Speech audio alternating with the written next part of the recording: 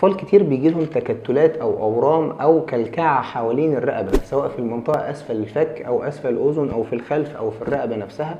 والتكتلات دي ليها اسباب كتير جدا، من ضمنها واشهرها هي زياده في حجم الغدد الليمفاويه.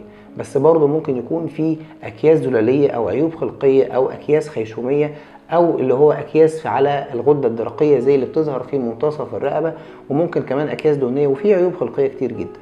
عشان كده لازم نتوجه للدكتور المتخصص عشان يبدأ يفرق ما بينهم، وكل واحدة من دولت لها العلاج المختلف. كذلك برضو الغدد الليمفاوية ممكن يكون حاجات حميدة وممكن يكون حاجات مش حميدة. خاصة الحاجات الحميدة ممكن تبقى التهابات عادية الطفل بيجيله مع كل دور برد أو نزلة معوية، أو إن الطفل عنده التهاب في المنطقة التنفسية أو في الأذن أو في الحلق.